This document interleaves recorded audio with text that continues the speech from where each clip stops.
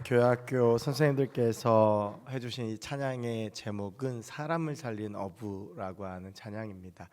우리 교회학교 교사 선생님들에게 딱 맞는 찬양이고 또 우리 교회학교 선생님들의 기도의 제목이며 또 정체성이기도 합니다. 우리 교회학교 선생님들 또 우리 교육부 모두가 사람을 살리는 어부가 되어서 특별히 번동 땅에 그리고 하나님께서 허락하신 영혼들을 살려내고 그래서 하나님께 칭찬받는 정말 사람을 살리는 어부, 사람을 살리는 사람, 예수 그리스도의 제자가 될 수 있도록 함께 마음 모아주시고 기도해 주시고 중보해 주시기 바랍니다. 이 시간 우리 하나님께 영광의 박수를 돌리면서 또 우리 교회학교 선생님들 격려하면서 함께 박수하시겠습니다. 요즘 TV 프로그램들 중에서 가장 유행하는 프로그램이 음악 관련 프로그램입니다. 특히 이제 오디션 프로그램들이 정말 많은데요. 뭐 장르별로 트로트부터 시작해서 뭐 무명 가수들이 나와서 이제 자기 이름을 알리는 프로그램도 있고, 뭐 국민 가수, 뭐 이제 너무 많아가지고요. 이제 어떤 프로그램인지 잘 모를 정도로 이 오디션 프로그램들이 굉장히 많습니다. 저도 이제 이렇게 TV를 가끔 보다 보면 채널을 돌리다 보면 오디션 프로그램이 반드시 하나는 나와요. 하도 많아서. 근데 이제 문득 지나가면서 오디션 프로그램의 심사위원으로 꽤 유명한 작사가 한 명이 나왔었는데 그 작사가가 했던 심사평으로 했던 이 말이 굉장히 인상 깊고 공감됐던 말이 있습니다. 그것은 음악은 과거의 나를 소환하는 힘이 있다라는 것입니다. 이게 참 그런 게요. 우리가 왜 노래를 들으면 특히 이제 옛날 노래를 들으면 그때 내가 느꼈던 감정 그리고 그때 있었던 일들 뭐 그런 일들이 주로 생각이 나죠.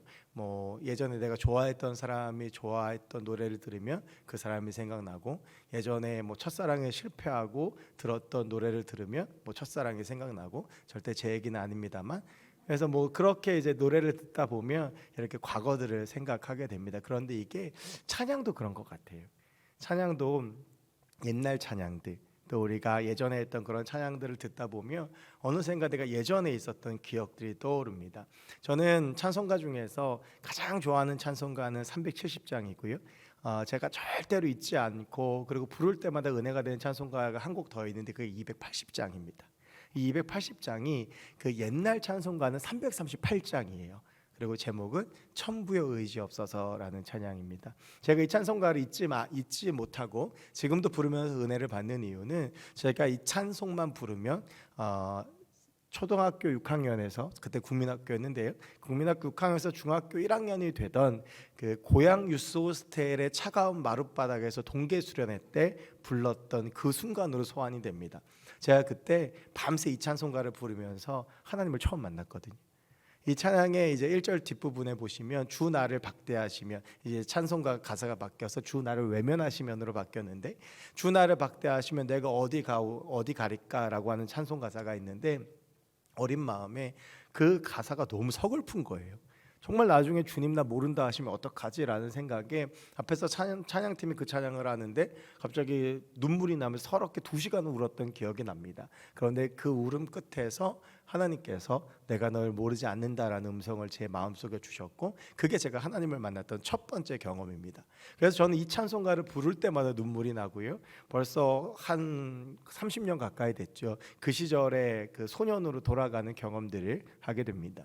뭐 지금은 이제 자주 하지는 않지만 뭐 주우리 아버지 뭐 해 뜨는 데부터 해 지는 데까지 우주여 나의 마음이 이런 찬송을 부르다 보면 중학교 때 저희 중고등부 예배드리던 제가 있던 모교회는 마룻바닥이었어요. 나무 냄새가 확 나는. 근데 저는 그 찬송만 부르면 이제 마루 냄새가 막 나면서 그때 기타 치면서 둘러 앉아서 함께 찬양했던 그때의 기억이 나곤 합니다.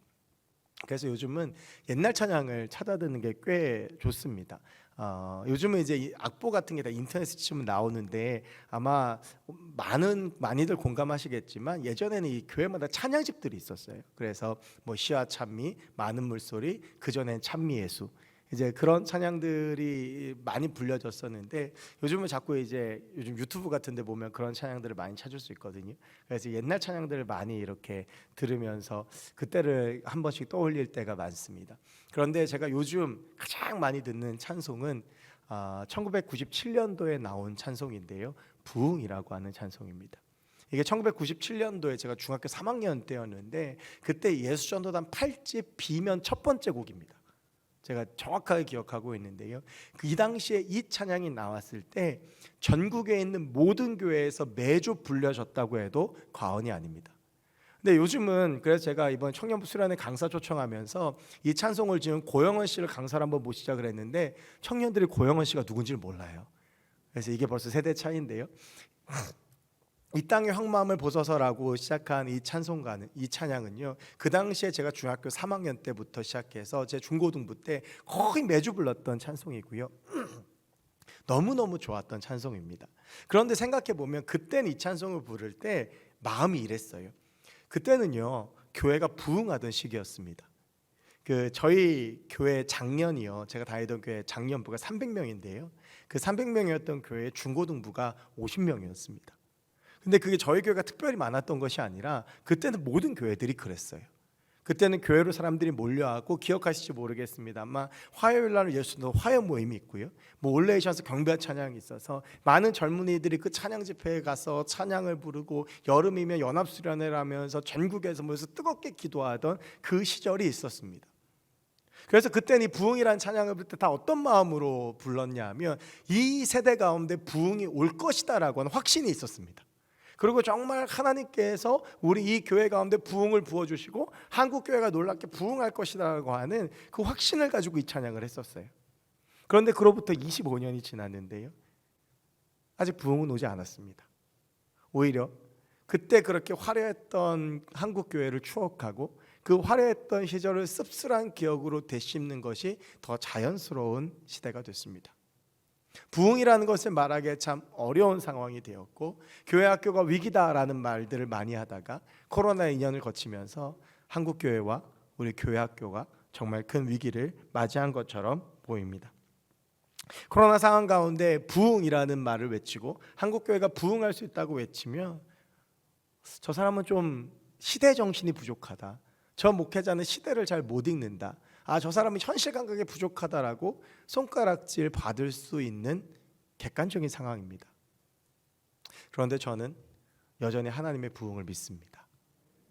아직도 부흥이라는 찬양을 부르면, 이 땅의 황마음을 보소서라는 이 찬양을 가사할 때마다 지금 무너져버린 한국교회를 보는 것이 아니라 하나님께서 반드시 역사하셔서 이 찬양의 마지막 가사대로 하나님께서 새 날을 주시고 한국교회를 반드시 부흥하게 하시고 이 땅 가운데 하나님의 역사 일으켜 주실 것이라고 믿습니다.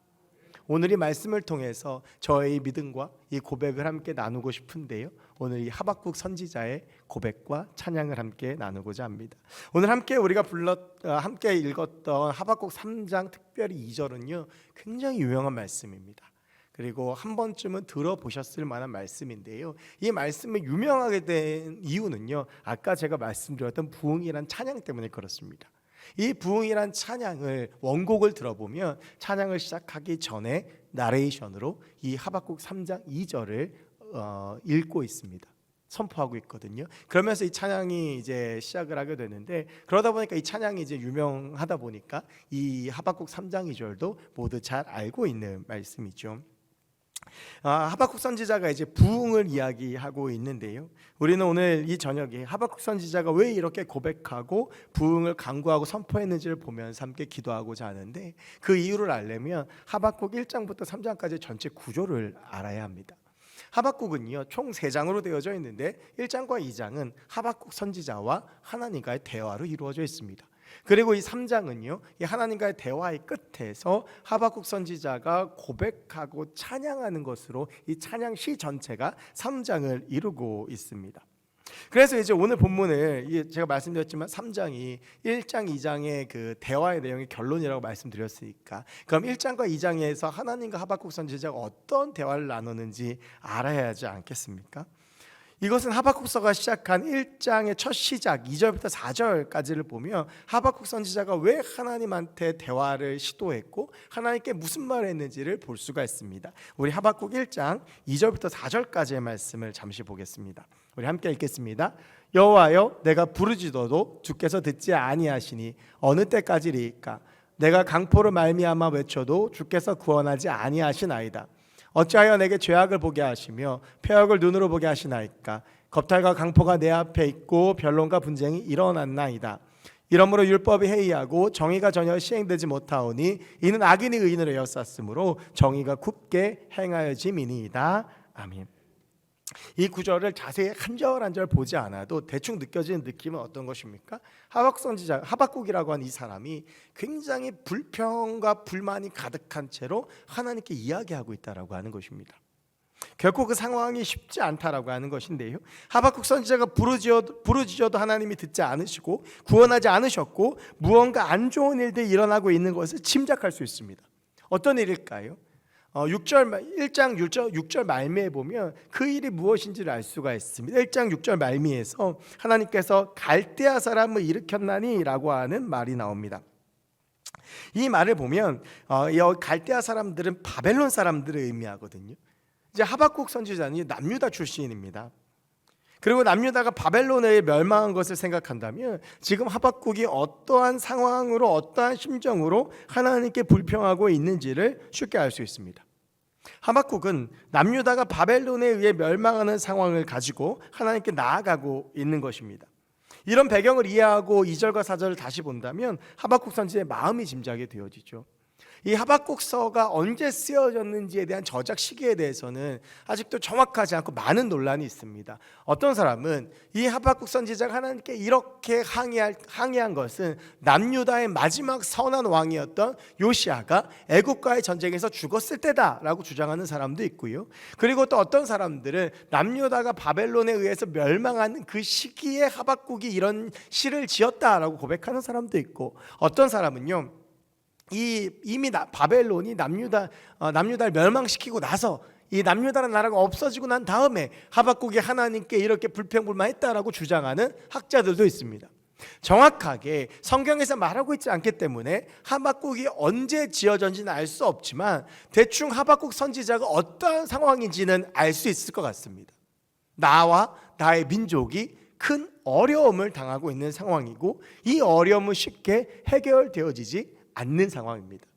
특별히 바벨론이요, 남유다를 침공할 때 단 한 번만에 멸망시켰던 것이 아니라 3번에 걸쳐서 침략하고 침공을 하고 마지막 3차 침공 때에 바벨론에서 남유다가 멸망하게 됩니다. 꽤 긴 시간 동안 괴로움을 당했다라고 하는 것을 추측해 본다면 굳이 하박국서가 언제 쓰여진지를 추적하지 않더라도 하박국이 왜 하나님께 이렇게 불평불만하고 있는지를 알 수 있습니다. 우리가 하나님의 민족인데, 우리가 하나님의 사람들인데 하나님께서 왜 우리에게 이러한 상황과 이러한 어려움을 주십니까? 라고 이야기하고 있는 것이죠. 더구나 갈대아 사람들은요, 유대인들 입장에서 야만스러운 이방인들이었습니다. 그런 사람에게 괴로움을 당하고 어려움을 당하고 우리가 그런 민족에게 멸망당한다라고 하는 이 사실은 하나님이 살아계신가라고 하는 꽤나 도전적인 실존적인 질문까지 연결되어지는 상황이었습니다. 우리가 신앙생활을 하다 보면 여러 가지 질문이 생길 때가 많습니다. 그 질문 중에서는 쉽게 해결되어지는 질문이 있고요, 꽤나 어려운 질문이 있습니다. 아주 오랜 세월 많은 사람들이 고민하고 꽤 유명한 학자들이 연구했지만 여전히 풀리지 않고 명확하게 해결되지 않는 질문들이 있습니다. 그중 가장 대표적인 질문이 하나님이 살아계신다면 왜 세상에 여전히 악은 존재하는가? 왜 악인은 승리하는가라고 하는 질문일 것입니다. 이것은 신학적인 용어로 신정론이라고 말합니다. 여기에 대해서 많은 주장들이 있습니다. 하박국의 질문과 항의 역시 이 신정론에 대한 것이라고 할 수 있습니다. 하나님이 살아계신다면 왜 바벨론이라는 악한 나라에 남유다가 어려움을 겪고 있는지, 나의 민족 왜 멸망해야 되는지 설명해 달라고 하박국 선지자가 하나님께 요청하고 있는 것입니다. 그래서 하박국서를 신정론을 다룬 성경이라고 말합니다. 물론 이 짧은 책에서 이 어려운 모든 문제를 해결할 수는 없겠지만, 그러나 하나님께서 왜 그렇게 하셨는지 적어도 한 가지의 통찰은 얻을 수가 있습니다. 제가 하박국이 던졌던 이 1장의 질문에 주목한 것에는 이유가 있습니다. 그것은 하박국 당시 그와 유대 민족의 처한 상황이 어쩌면 우리가 처하고 있는 상황과 비슷할지도 모른다는 생각을 했기 때문입니다. 지난 2년간 우리는 코로나 상황을 경험했습니다. 꼭 2년 전 이맘때에 시작되었던 코로나가 만 2년을 우리를 괴롭히고 있습니다. 한 번도 가보지 않은 그 길을 가며 정말 어렵고 힘든 일들이 있었고 지금도 마찬가지입니다. 방역 수칙을 제대로 아는 사람이 아무도 없습니다. 그것은 여전히 모두가 헷갈리고 모두가 중심을 잡고 있지 못한다라고 하는 것입니다. 우리가 얼마나 혼란을 겪고 있는지를 보여주는 것입니다. 특히 코로나 상황 가운데 가장 어려움을 겪은 것은 교회입니다. 전례 없는 비대면 예배 상황 가운데에서 여러 상황들이 벌어지면서 꽤 많은 교인들이 교회를 떠났습니다. 코로나 이전부터 교회 학교는 위기라는 인식을 모두 가지고 있었고 그 위기를 극복하기 위해서 다양한 연구와 노력이 있었고 우리 교회도 나름대로 몸부림을 쳤습니다. 그러나 코로나 상황이 그런 우리의 노력을 물거품으로 만든 것처럼 보입니다. 교회 학교 아이들이 사라졌고 많은 교회는 교회 학교가 사라졌습니다. 많은 청년들은 코로나가 끝나더라도 난 온라인 예배를 드리겠다라고 응답하는 지경이 되었습니다. 이런 상황 속에서 제가 교회 학교를 지도하고 함께 교회 학교를 이끌어가면서 끝없이 하나님께 물었던 것이 이것입니다. 하나님 살아계시다면 왜 코로나를 끝내주지 않으십니까? 하나님 살아계시다면 왜 우리를 이렇게 내버려 두십니까? 하나님께서 살아계시고 하나님께서 능력이 있으시다면 왜 이렇게 우리에게 어려움을 주시고 이 어려움을 끝내지 않으십니까? 왜 교회의 위기를, 교회 학교의 위기를 그저 두고만 보고 계십니까? 어쩌면 하박국이 오늘 하나님께 던졌던 이 질문이 제가 2년 동안 하나님 앞에 끊임없이 던졌던 질문일지도 모르고 우리 모두가 하나님 앞에 각자의 삶 가운데 어려움을 겪으며 사역의 어려움을 겪으며 우리의 삶의 현장 가운데 어려움을 겪으며 하나님께 끊임없이 질문했던 질문일지 모릅니다. 그런데 하나님께서 오늘 하박국의 이 질문에 이렇게 대답하십니다. 갈대아 사람들은 너희를 위한 나의 도구이다. 이것은 비록 인간의 뜻으로는 이해할 수 없지만 여전히 하나님은 일하고 계신다는 말씀이었습니다. 내가 너희를 버렸기 때문에 너희가 그런 어려움을 당하는 것이 아니라 내가 손을 놓았기 때문에 너희가 바벨론에서 멸망하는 것이 아니라 내가 너희를 외면하기 때문에 너희가 지금 그런 어려움을 겪는 것이 아니라 그 역시도 나의 도구이고 이것을 통해서 나는 일하고 있다라고 하박국에게 말씀하고 계시는 것입니다. 우리의 삶 가운데 어려움이 있습니다. 하나님 살아계시는데 왜 내 삶 가운데 이런 어려움이 있습니까? 하나님 살아계시는데 왜 이렇게 교회 현장은 어렵습니까? 하나님 살아계시는데 왜 우리 우선 이렇게 어렵습니까? 라고 하나님께 질문할 때에 하나님은 우리에게 말씀하십니다. 그럼에도 나는 여전히 너희를 위해 일하고 있다. 우리는 우리의 짧은 생각으로 왜 코로나가 창궐했는지, 하나님이 왜 이 문제를 바로 해결해 주지 않는지, 왜 2년 동안 이 문제가 우리를 괴롭히고 있는지 알지 못합니다. 그러나 우리가 아는 분명한 한 가지는 이것입니다. 하나님은 지금도 일하고 계신다라고 하는 것입니다. 그런데 이에 대해서 하박국이 한 가지의 질문을 더합니다. 그것은 유대 민족보다 갈대아 사람들이 더 악한데 어떻게 저 사람들이 하나님의 도구가 될 수 있습니까? 라고 하는 질문입니다. 방법이 악하고 저 사람들이 악한데 저 사람들이 어떻게 우리를 심판하는 하나님의 도구가 될 수 있습니까? 라고 하는 질문이었습니다. 꽤 합리적인 질문이죠. 하나님 일하고 계시는 거 알겠습니다. 하나님의 뜻이 있음도 알겠습니다. 그런데 하나님 일하시는 방법이 틀리지 않으셨습니까? 이건 아닌 것 같습니다. 라고 하는 질문입니다. 여기에 대해서 하나님께서는 2장 3절과 4절에서 이렇게 대답하십니다. 우리 하박국 2장 3절 4절 함께 보겠습니다. 이 묵시는 정한 때가 있나니 그 종말이 속히 이르겠고 결코 거짓되지 아니하리라. 비록 더딜지라도 기다리라. 지체되지 않고 반드시 응하리라.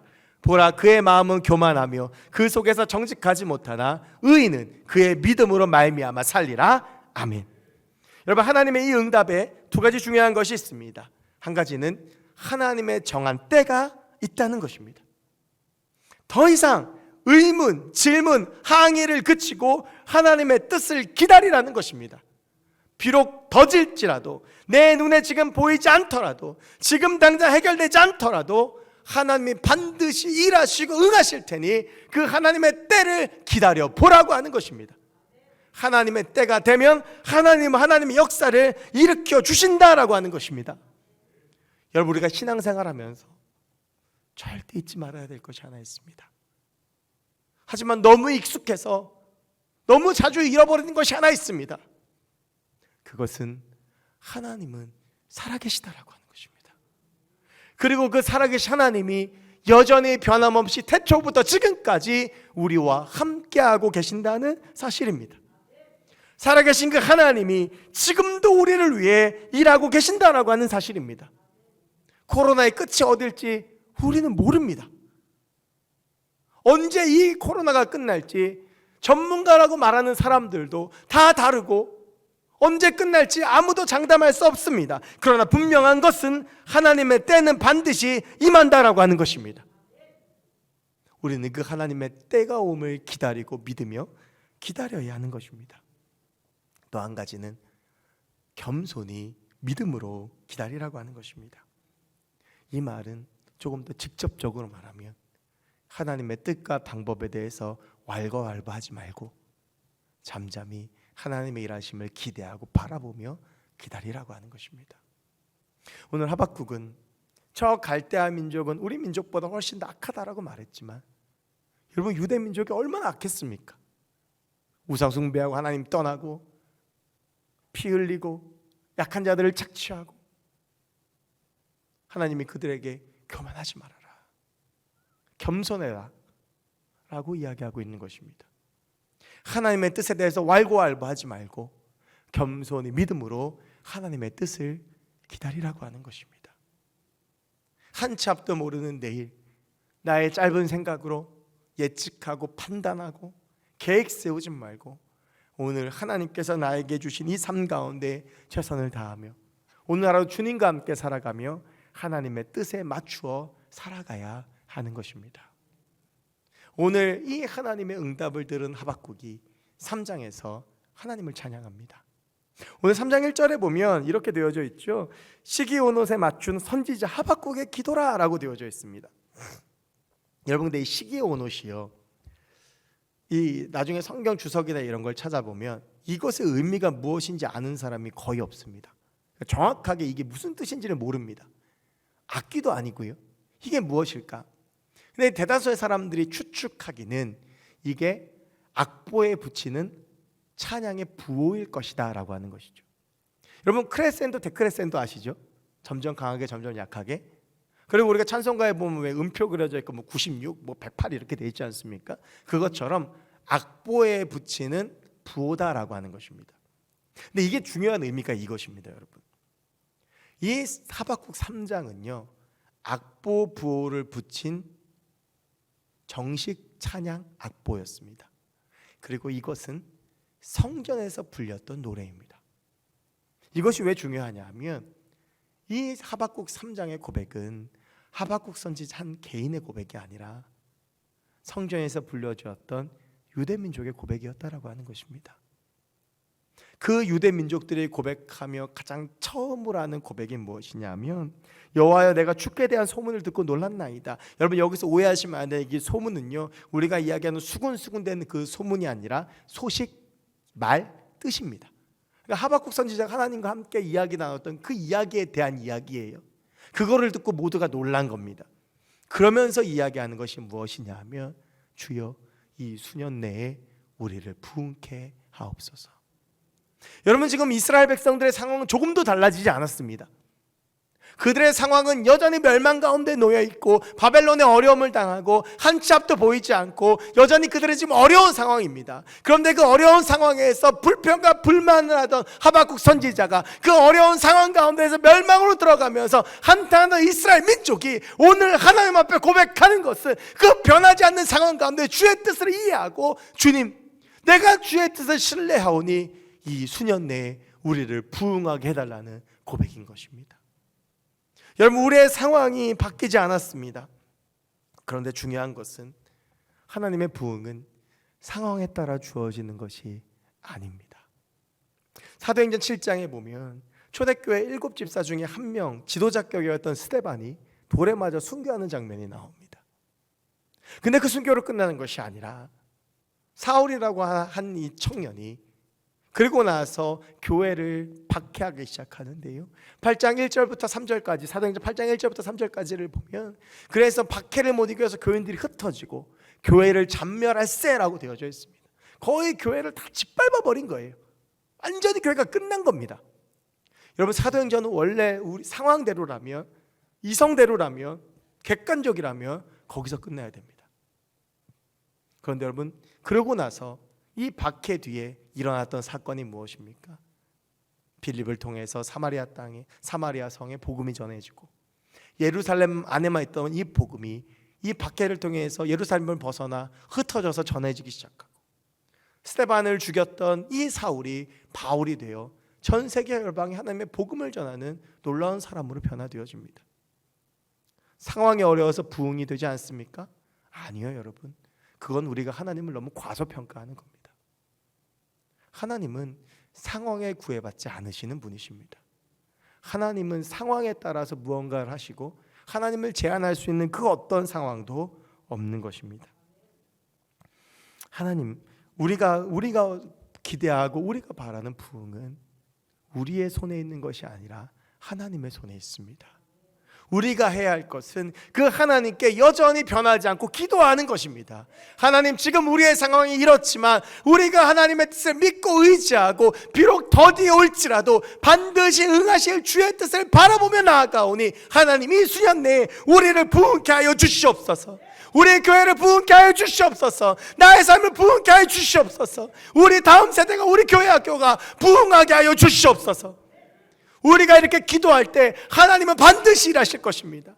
하나님은 지금도 살아계십니다. 지금도 역사하고 계십니다. 하나님이 사라지지 않으셨습니다. 아무리 상황이 어려워도 하나님이 이 상황 너머에서 일하시는 분이시고, 아무리 상황이 우리가 극복하지 못할 상황이라 할지라도 하나님은 그 가운데에서 분명히 일하시는 분이십니다. 코로나 상황을 거치며 우리 안에 혹시 그런 마음이 있지 않습니까? 회복만 돼도 다행이다. 예전처럼 돌아가기만 해도 다행이다. 그러면서 예전을 그리워하시지 않습니까? 여러분, 그러나 우리가 바라봐야 될 것은 회복이 아니라 새날입니다.